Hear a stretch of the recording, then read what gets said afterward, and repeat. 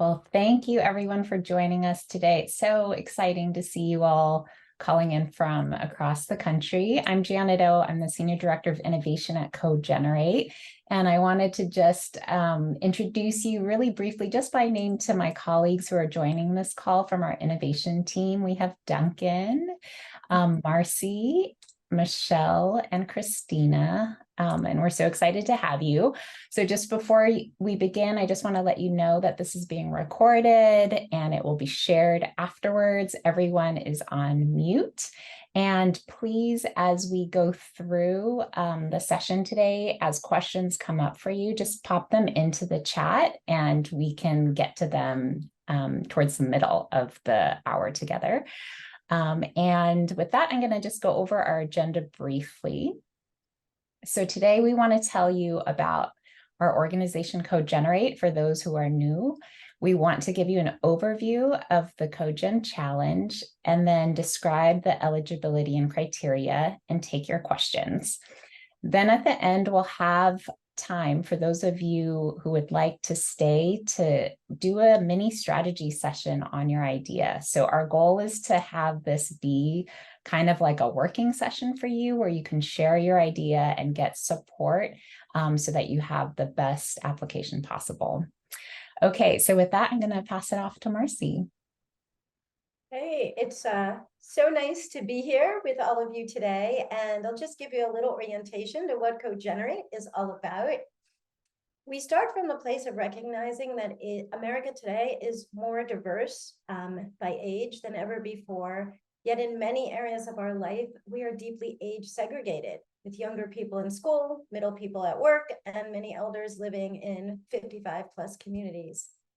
Our mission at CoGen is to bring older and younger people together to combine the distinct assets of every generation to solve problems, bridge divides, and co-create a better future. You may want to know why this challenge. Millions of people in the United States lack access to essential stepping stones to economic opportunity. And when we're talking about economic opportunity, we recognize it's a big umbrella. Quality education, job training, healthcare, affordable housing, caregiving, all of these things and others contribute to a strong economic foundation. There is not a singular path to reaching economic mobility and opportunity, but there are many roadblocks in the way. We feel that social capital plays a critical role in economic opportunity. It's the power of people to build the connections that can open doors, share resources, navigate intricate systems. Our take is that when older and younger people can join forces, they can leverage the diverse talents and lived experiences of each generation. So right now, we are looking for 8 groundbreaking models that can open the doors to economic opportunity for more people, with the leadership in place required to make them come to life. That's where all of you come in. Our goal is to show the effectiveness of cogeneration through supporting these models and to inspire other people to test and adopt similar approaches on a national level. Back to you, Janet. Thanks, Marcy. So we wanted to give you an example of what this looks like out in the world to just make it more tangible. So I'd like to share an example from one of our past fellows who is a part of our program. And this program is run by Homeless Intervention Services of Orange County. And what it does is it matches aging homeowners with spare rooms with college students who are in desperate need of affordable housing. So let's see this work in action.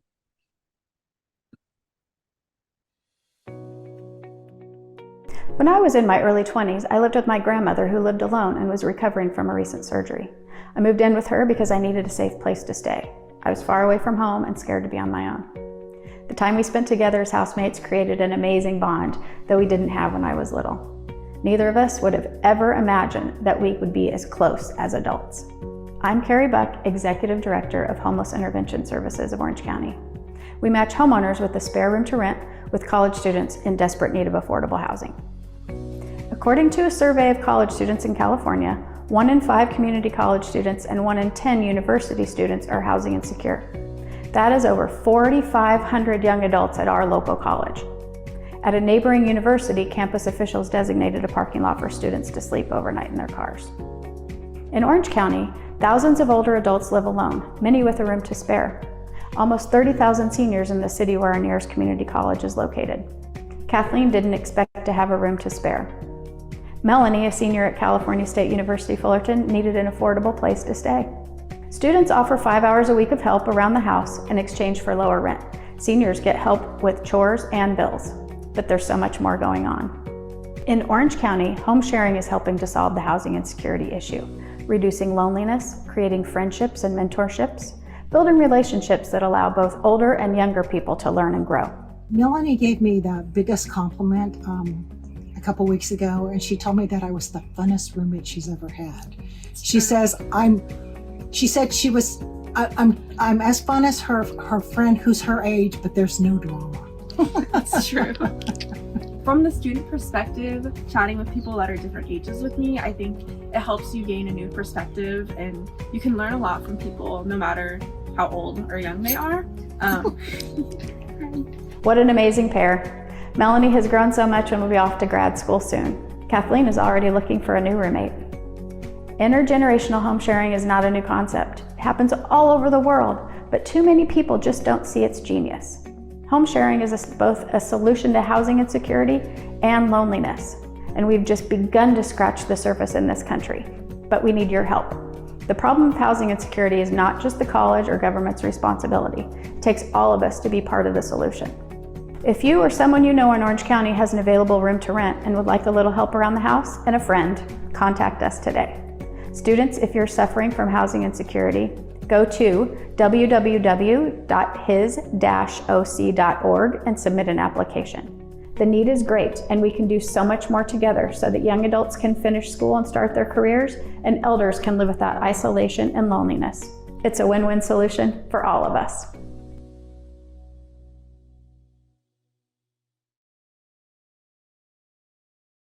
Hi, and just like the Carrie's innovative program model we just saw in our video, we at CoGenerate have a community of over 200 plus innovators that are bringing youngers and olders together to work on some of the greatest issues in our society. So our active community members, they range in age from their teens to their 90s. And not only are they diverse in age, but also in racial background, lived experience, approach to work, and all of the issue areas that they are working on. So with this CoGen community, the work is broad reaching from intergenerational co-leadership in the nonprofit sector to building rest and restoration into the work of social justice leaders, to building co-generational work into climate justice solutions. And if you're selected as part of the CoGen Challenge to advance economic opportunity, this community will be a place where you can come and test your ideas, get support from other members, and offer help to other community members. And so I'm going to turn it back to Janet to tell you more about the incentives that you'll receive as a member of this community. Thanks, Michelle. Okay, so this is what initiatives will receive if you're selected for the CoGen Challenge. There's the $20,000 award. There's also a learning experience that we are calling our accelerator that runs for 6 months. It starts in January and goes until June, and that will be the supportive learning community that Michelle described that will be focused on experimentation of your program, developing your CoGen solution, talking about expansion, and then how you share your story into the world to scale your program, and then also address things like fundraising. It's mostly a virtual program. We meet on the second Thursday of the month, and there will be one in-person session in February that will be in the Bay Area.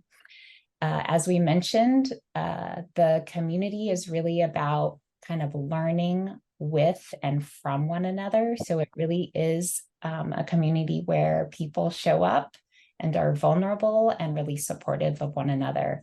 The end of the fellowship will conclude with a virtual showcase where our innovators will present their ideas to a large audience, and it will be an opportunity for us to lift up your story, get you publicity, and for all of our community to support your work. And with that, I want to pass it off to Christina. Thank you, Janet. And now we'll talk about what we're looking for. So we're looking for 8 groundbreaking cogenerational models that can open the doors to economic opportunity and the leadership to make that come to life. So qualifying applicants can be nonprofits, but it's not limited to all of the entities that are listed here below. And so with that, the eligible initiatives, and thank you. If you may have a CoGen model already, or you may see the potential for tweaking certain parts of your program. If you don't have a piloted idea yet, we will consider you if you're positioned to launch quickly, meaning experimenting, failing fast, pivoting, and can make your idea come to life in the 6-month accelerator. We're also looking for CoGen champions, so people who are driven by mutual aid and want to be in community throughout the cohort experience. So by CoGen champions, we mean that we're looking for innovators that are bringing generations together intentionally rather than by chance. Or you see this as a promising practice in the world. We're looking for people who are excited to move their work from month to month and who carry an entrepreneurial spirit, who have a strong desire to be part of this learning community that's experimenting and sharing their knowledge with each other, and especially innovators who value the shared learning as much as the funding. And as Janet mentioned earlier, these are characteristics that we value, and how innovators show up is really important to us. So members of our community tend to be collaborative, humble, asset-based, meaning that their approach to the work is anchored in the talents of youngers and olders solving problems together rather than serving one generation. Next slide. So when we are reviewing applications, we are looking through different lenses. We're looking through cogeneration and innovation lens, meaning innovative solutions that are bringing together youngers and olders to solve problems for a population or for each other. The feasibility of the solution. So what are the resources to make it happen within a 6-month accelerator? How much time are you able to dedicate? Who will be involved in this project? Any additional funding that you may have or space that's available to you? How you know that your solution is advancing economic opportunity. So you may have tools in place already to measure that impact, or it could be stories or questions that you want answered that show that change is happening. So we're also looking at scale and how does the solution scale? So we're interested in the possibility of the solution bringing hundreds, if not thousands of olders and youngers together. And what is your vision and dream for how that model could grow? You may not have all the answers right now, and that's okay, but we want to tap into your imagination. And how you tell that story about your model or solution and your passion for this work is very important to us. One of our goals is narrative change. So we're looking for stories that can inspire others to see themselves in the solutions, to imagine the possibility of a brighter future, and to see a shift in the world from stories about generations apart to generations together. So you shouldn't apply if your initiative does not bring olders and youngers together to advance economic opportunity in the US. Your initiative has a political agenda or promotes a specific faith or religion, or you're not able to fully participate in our accelerator. So now I will hand it off to Janet to tell you more about the timeline. Okay, great. So applications are due online and they are open until October 16th. From that point, our team will deeply look at your application and read them thoroughly. Each application will be reviewed at least twice. We'll notify our semifinalists by November 8th. And then from there, we'll do what we call learning circles. So there are 2 learning circles, and really the reason behind doing a learning circle is so that you as a semifinalist, if you're selected for that stage, can experience what we're talking about in terms of the cohort experience. So we really wanted to do the work and show what the experience would be like. And there are 2 dates here, November 13th and 14th. So it's really important that applicants mark these dates off in your calendar and preserve them. You would, as a Learning Circle finalist, only need to come to one, but we'd like you to reserve both dates. By November 22nd, we will notify our finalists, and then we will announce the cohort in January.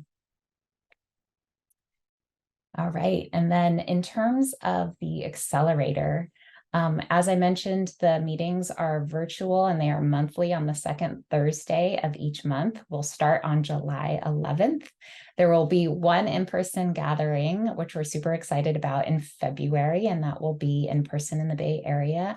And then the virtual showcase will select the date that works for everyone. It will be in either late May or June, and then the program ends with a graduation on June 13th. Okay, so in terms of next steps, so I really encourage you to check out the FAQs, which we can drop into the chat. It's also on our website. We've been super thorough thinking of all of the questions that might come up, and we continue to add them. So please check out the FAQs.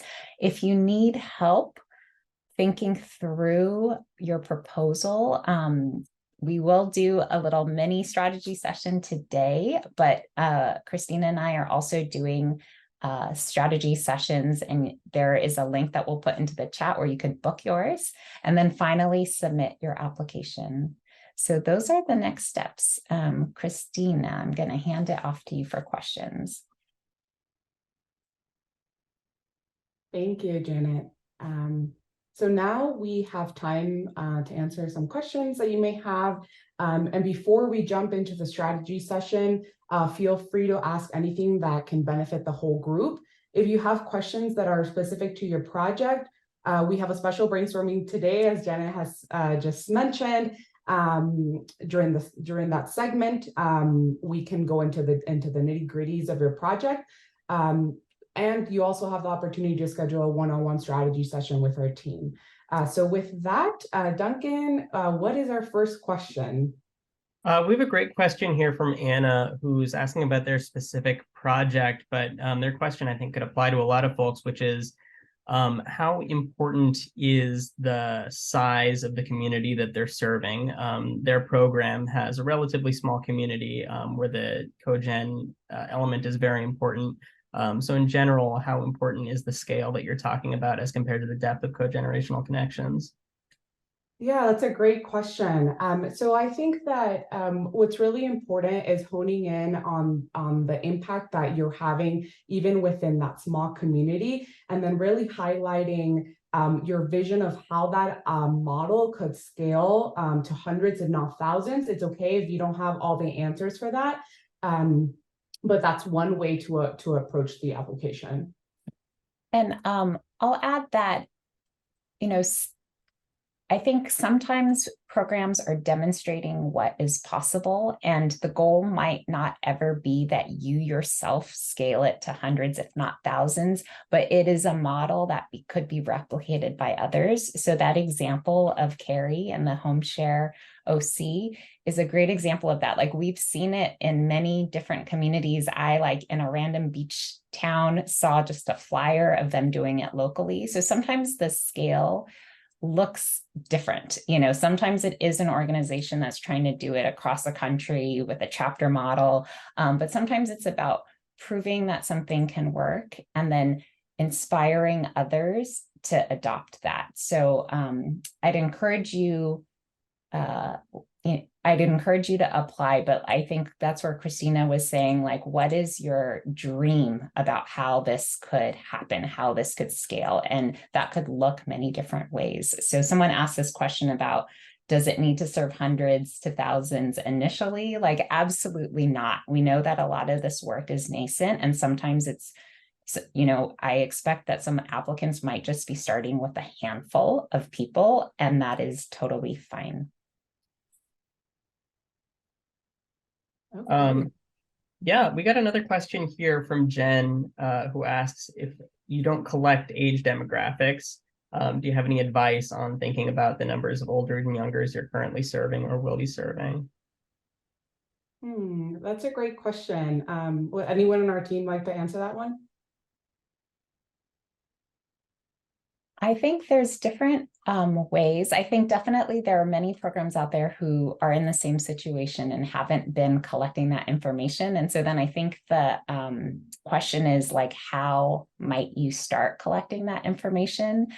Sometimes we collect that by generation. So if you feel like it might be too intrusive to ask for someone's specific age, there are different ways of segmenting it. But that is something that for sure, if you are not yet collecting that information, that's something that would be really crucial to this work. So I think in your application, it'd be useful to talk about how you would start doing that.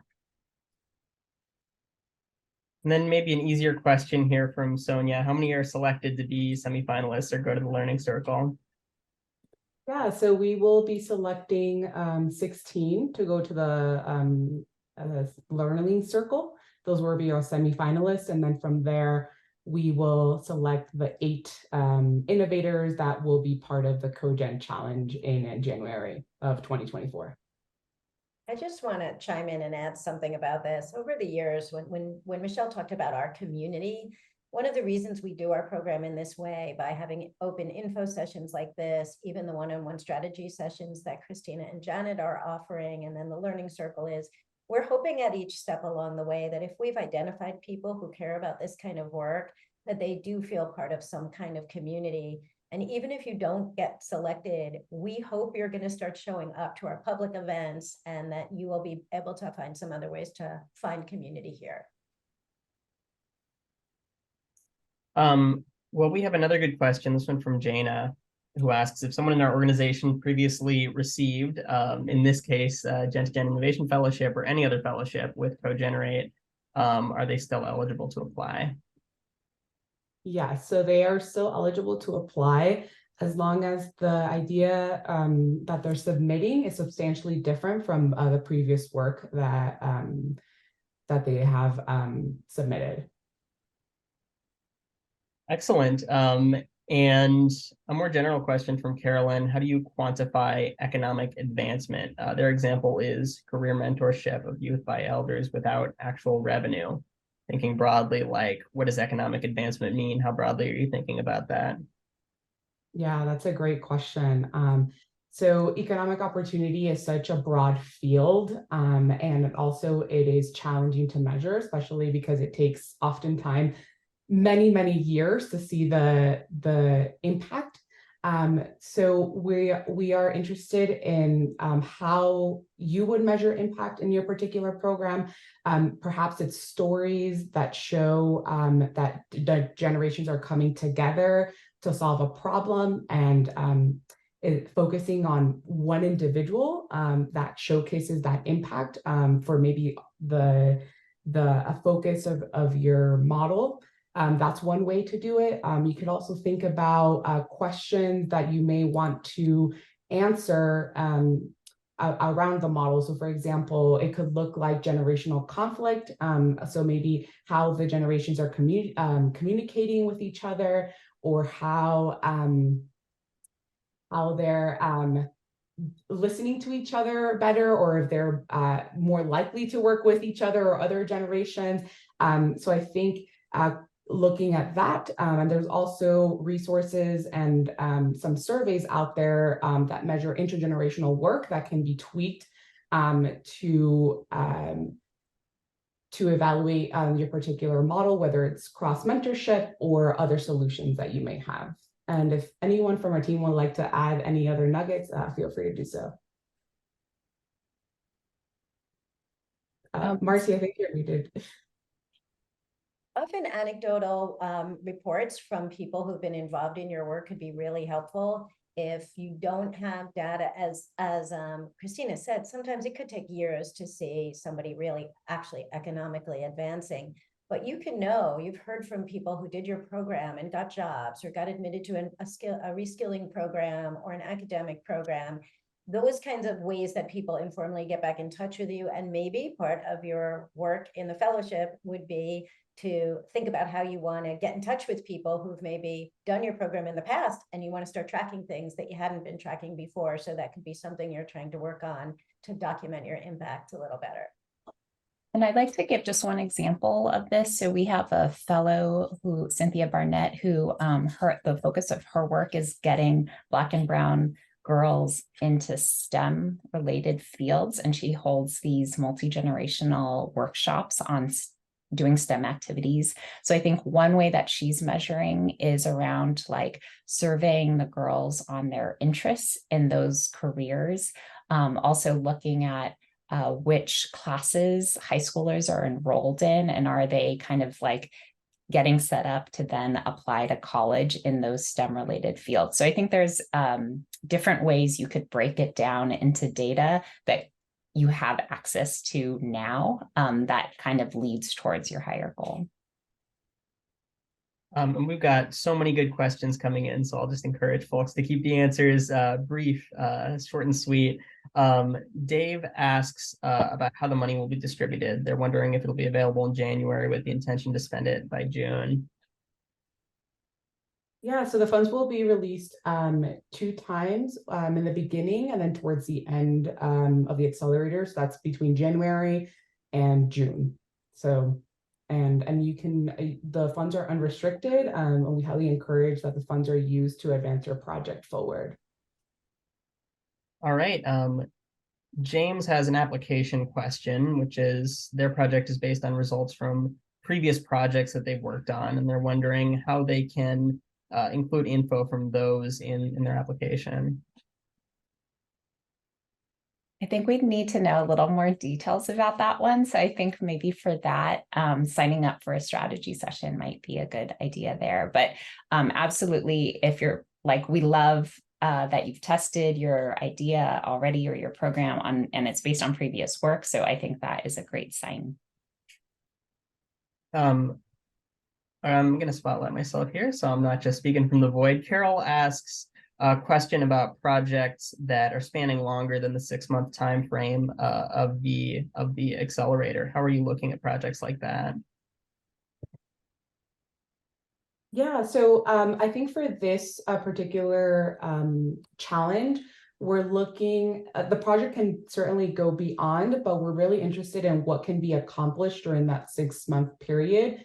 And particularly in that project, can you show how youngers and olders are coming together to solve a particular issue to advance economic opportunity? So it really is open. We love that it can go even after 6 months, and something that you would like to continue working on. But really that's the focus for the 6-month time period.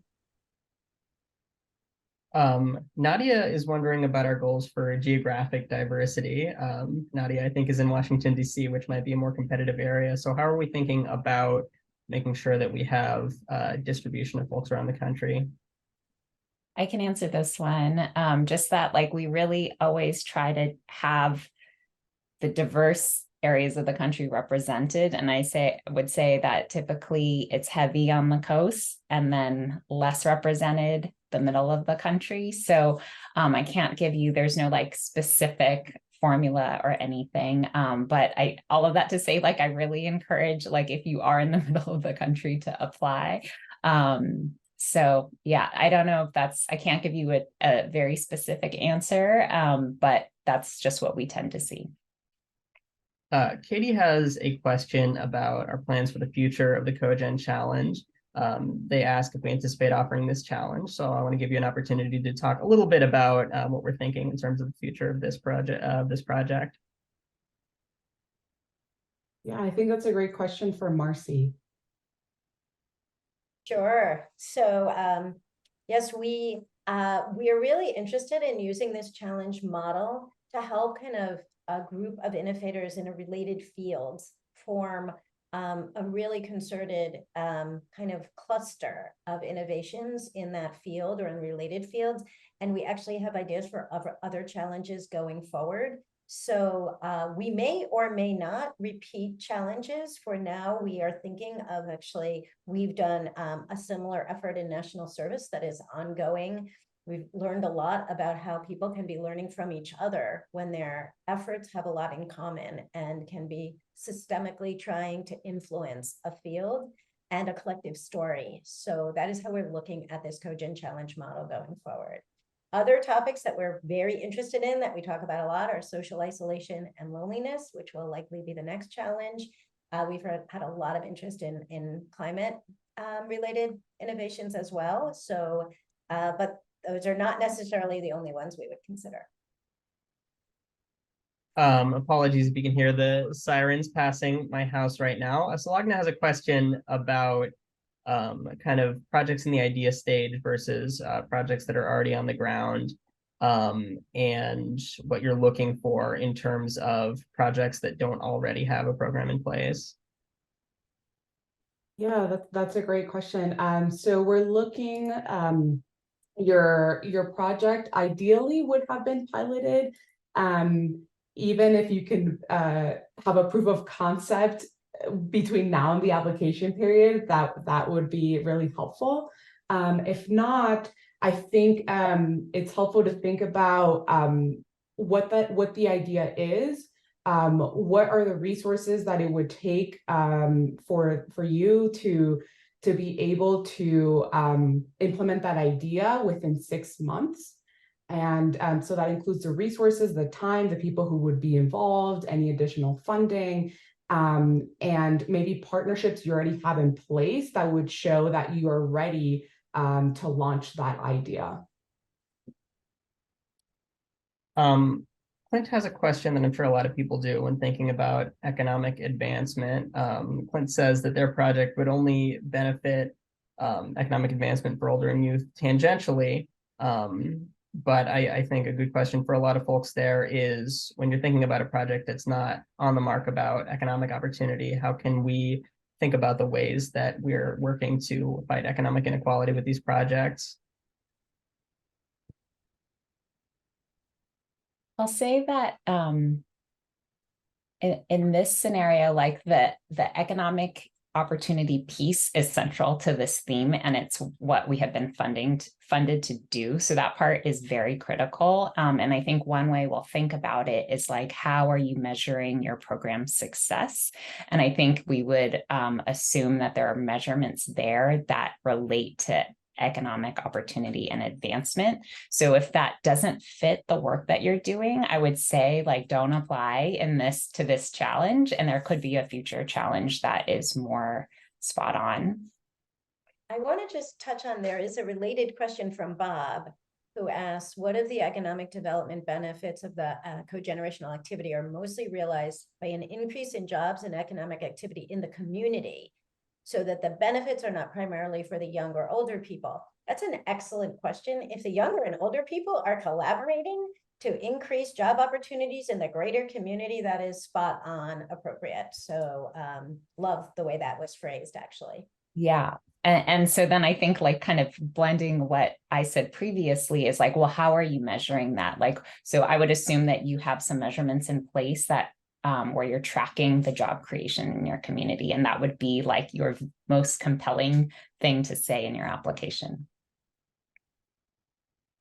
I have a question here that I think is probably an indication that, James, you might want to sign up for a strategy session, because it seems like a complex question to me, which is their project is not promoting Christianity or a specific faith, but it is heavily based on their faith, including generating opportunity across generations. So do you have any general guidelines on faith-based programs?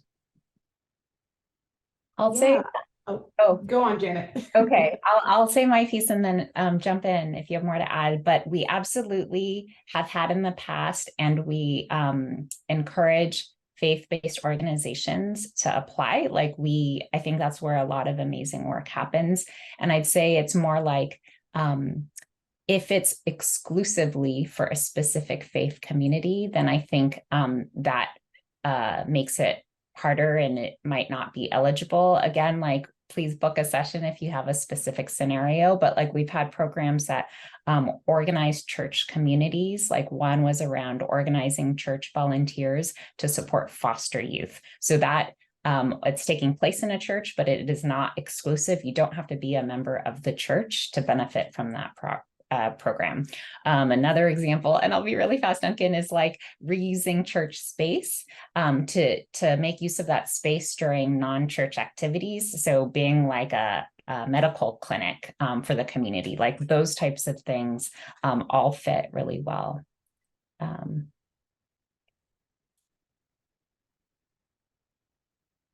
Okay.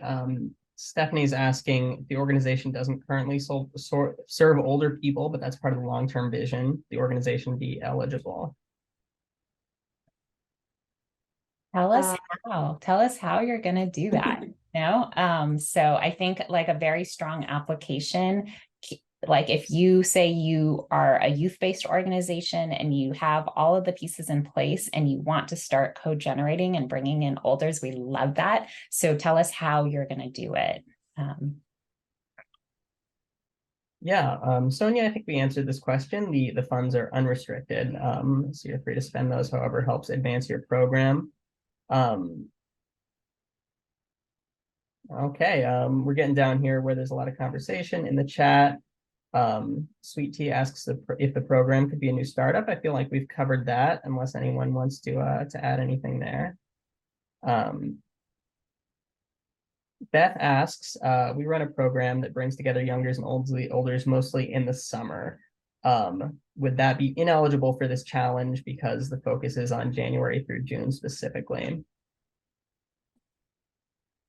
Yeah, so we really care about the impact that it's being done. So if it only runs during that period of time, we want to know what is happening, how are the generations using their talents to solve the problem, and perhaps there might be other ways in which you want to have more impact or more touch points throughout the year. And that could be something that you may want to expand upon in the CoGen challenge. So that's another way to look at it. If there's an opportunity there to be even more intentional about how they're coming together. Thank you. And then we've gotten a bunch of questions about where we can find some of the previous fellows that we've talked about on the call, and related, like, will the fellows that we select here be displayed in any way? And I think the answer to both things is please check our website. If you go to the programs tab at cogenerate.org, you can see a listing of all of our previous programs and fellowships. And of course, the CoGen Challenge accelerator will be listed there as well, and you'll be able to see all of the people who are selected. So we did get to the bottom of our list here. There were a couple that I skimmed past and I might want to go back to. One person was asking about means of kind of measuring economic development. They're specifically asking about surveys, maybe thinking that we had some specific examples in mind, but do you have any ideas for ways that economic opportunity and development could be measured and put into an application? Yeah, I think we've touched upon that here a lot today, and so some of those ideas include like the stories, the potential of job creations. I'm looking at existing intergenerational surveys that might be able to that you can tweak, perhaps looking at the attitudes of aging in general and how that's perceived.